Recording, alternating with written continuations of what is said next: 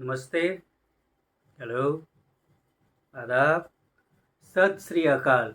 मैं आपका अपना विशाल वर्मा सिने ब्लूज़ में आप सबका हार्दिक स्वागत है। दोस्तों, आज हम बात करेंगे वरुण धवन और जानवी कपूर की प्राइम वीडियो पर रिलीज़ हुई फिल्म बवाल की, जिसके डायरेक्टर हैं नितेश तिवारी। दोस्तों, ये कहानी है लखनऊ में रहने वाले एक हिस्ट्री टीचर की, जिसने एक माहौल बना के रखा है। और माहौल ऐसा है कि ये बहुत ही कूल डूड है। इसे सब कुछ आता है और ये दिखने में हैंडसम है। हर चीज़ का, हर बात का इसको ज्ञान है। हर जगह अपना ज्ञान बांटते फिरते हैं और इस तरह से माहौल बना बना के रखा है कि उस मोहल्ले में, उस एरिया में इसे सब जन दुआ सलाम ठोकते हैं। हिस्ट्री टीचर है, ख़ास इनकी पढ़ाई वढ़ाई कुछ है नहीं, ना ही हिस्ट्री में इन्हें कुछ आता जाता है।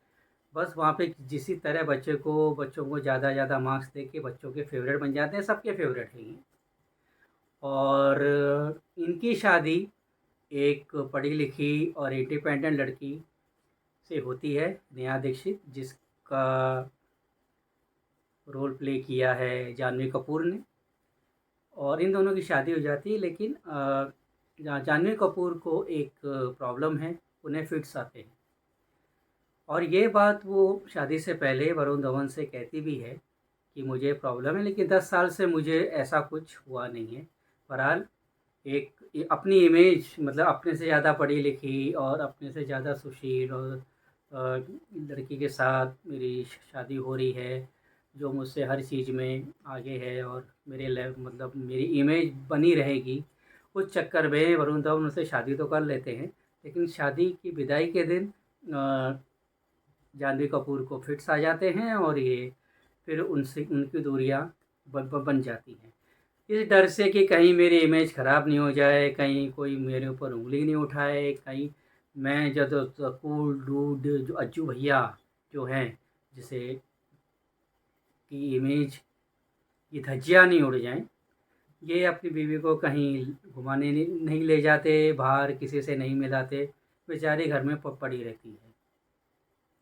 एक दिन इसी नोक झोंक से गुजर के वो घर से लड़ाई करके अपने स्कूल जाते हैं। वहाँ पे एक विद्यार्थी उनसे वर्ल्ड वॉर 2 से रिलेटेड एक सवाल पूछ लेता है, जिसको ये टाल देते हैं और बोलते हैं कि ये एग्ज़ाम में नहीं आएगा। तो बच्चा उनको छेड़ देता है और कहता है कि सर, अगर नहीं पता है तो बोल दीजिए ना कि नहीं मालूम है, बहाने क्यों बना रहे हैं। इससे अजय भैया चिढ़ जाते हैं और बच्चे को एक चमाट लगा देते हैं। लेकिन उनको नहीं पता था कि ये बच्चा निकलेगा विधायक जी का बेटा, और विधायक जी का रोल प्ले किया है मुकेश तिवारी। विधायक जी एक कंडीशन रखते हैं कि इंक्वायरी बिठाई जाएगी और तब तक ये इंक्वायरी ये पता लगाएगी कि कहीं ये अजय दीक्षित अज्जू भैया जो हैं वो पढ़ाने के लायक हैं भी कि नहीं, तब तक ये सस्पेंड रहेंगे। तो भैया अब इंक्वायरी होगी तो पता चल जाएगा कि ये दाल में कितना खून, दाल में कितना पानी है और दूध, और क्या क्या काला है क्या सफ़ेद है। तो अज्जू भैया की हालत हो जाती है पतली। तो अब ये एक प्लान बनाते हैं, ऐसा प्लान बनाते हैं कि ये यूरोप जाएंगे और अपनी बीवी को लेके। तो ऐसे तो पैसे मिलने वाले हैं नहीं, तो अपने पिताजी से कहते हैं, जिसका रोल मनोज पावा ने प्ले किया है, उनसे कि किसी भी तरह रो धो के पैसे लेके 8 से 10 लाख रुपए वो अपने पिताजी से लेके कह रहे हैं कि मैं हनीमून पे जाऊंगा, साथ में अपनी धर्मपत्नी को भी लेके जाऊंगा। जानवी को, जिसको लगता है कि शायद उनके रिश्तों में अभी एक उम्मीद की एक किरण बची है, तो वो भी उनके साथ चलने के लिए वो खुश है। मगर उसके उनके घर वालों का प्रेशर है कि जब रिश्ता नहीं बन रहा है, तुम्हारा कुछ हो नहीं रहा है, तो तुम इसे छोड़ क्यों नहीं देते। लेकिन जानवी एक आखिरी मौका देना चाहती है और उनके साथ वो विदेश के लिए निकल पड़ती है। हालांकि अज्जू भैया जो हैं, तो वो उनको तो लेके जाना चाहते ही नहीं थे, लेकिन उनकी आड़ में उन्होंने पैसे ले लिए और फिर वो अपनी पत्नी से कहते हैं कि तुम चुपचाप अपने मायके चले जाना एयरपोर्ट से, और मैं जाके टूर करके आ जाऊंगा। प्लान ये है कि वो वर्ल्ड वॉर वाली जगह पे जाएंगे, जैसे पेरिस, एम्स्टर्डम, जर्मनी, और जहाँ जहाँ पे उनके कंसंट्रेशन कैंप्स, इस सब जगह वो विज़िट करेंगे, वहाँ से वीडियो निकालेंगे और अपने प्यारे स्टूडेंट्स को वहाँ से इंस्टा वीडियो से सबको उनकी शिक्षा ज्ञान बाँटेंगे वर्ल्ड वॉर 2 का। लेकिन जाह्नवी बोलती है कि नहीं, मैं तो उनके साथ मैं तो जाऊँगी, अपने ससुर के पैसे से मैं जाऊँगी, और वो उनके साथ निकल पड़ती है और इनका वर्ल्ड टूर हो जाता है शुरू। वर्ल्ड टूर शुरू होता है और तभी वर्ल्ड वॉर 2 ये एक ऐसा इतिहास है, दर्द भरा इतिहास है पूरे विश्व का, जिसमें घोर अत्याचार और इसमें घोर अत्याचार, भयंकर पीड़ा और कितनी जान और माल का नुकसान हुआ है। उस दर्द को, उस पीड़ा को, उस व्यथा को इस कथा से जोड़ने का क्या औचित्य था, ये मेरे समझ के बाहर है। हाँ, पेन और सफ़रिंग एक होती है, दर्द होता है, लेकिन कहाँ एक कंसंट्रेशन कैंप में कैद लोगों का, उन लोगों का दर्द, कहाँ उस एडॉल्फ हिटलर के, नाज़ी के समय में हो रहे यहूदियों पे हुए अत्याचार का जो दर्द है, जो पीड़ा है, जो ज़िल्लत है, उसे एक शादीशुदा इंसान अपनी बीवी के साथ घूमने आया है, उसको उस उनकी पीड़ा से इनकी पीड़ा के सामने कितना अंतर है, उसके साथ आप कैसे रिलेट कर सकते हो। इतनी इनसेंसिविटी, इतनी संवेदना की इतनी कमी, मतलब आप कहना क्या चाहते हो कि सारा दर्द एक समान है? क्या मतलब है नीतीश तिवारी का? जी, कहानी उनकी बीवी ने लिखी है, अश्विनी अय्यर तिवारी ने, और इसका स्क्रीन प्ले जो लिखा गया है वो मतलब उसका ना कुछ उटपटांग की तरह ये फ़िल्म शुरू होती है, एक रोमांटिक लव स्टोरी की तरह। और जिस तरह की फ़िल्में हम लोग देखते आ रहे हैं अश्विनी तिवारी की, जिसमें एक हिंदी हार्टलैंड है और उसमें एक बंदा है जो प्यार में पड़ता है, और वहाँ का लहजा-वहजा उन्होंने यूज़ करके इस पिक्चर को उन्होंने वहाँ से इस तरीके से, इस फॉर्मेट में उसको शुरू करते हैं। फिर बाद में उनको एक होलोकॉस्ट के ऊपर बहुत सी इंटरनेशनल फ़िल्में बढ़िया सी बढ़िया एकदम अवार्ड विनिंग फ़िल्में बनी हैं, जो मास्टरपीस क्लास है, जैसे शिंडलर्स लिस्ट है, जैसे पियानिस्ट है, जैसे द लाइफ इज़ ब्यूटीफुल है, जिन्हें ऑस्कर्स भी मिले हैं।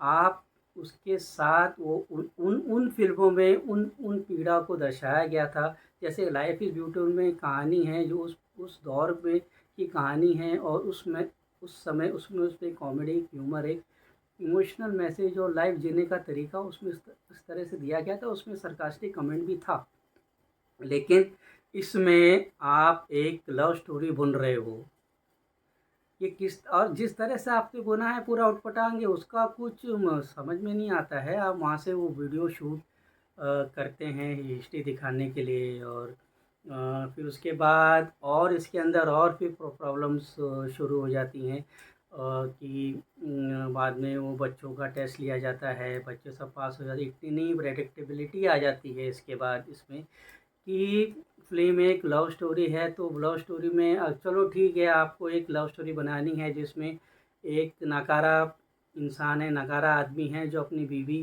जो उसकी बेटर हाफ़ है, जो उसकी बीवी है, वो कहीं हर मायने में उससे बेटर है, उससे वो सीखता है और अपनी ज़िंदगी सुधारता है।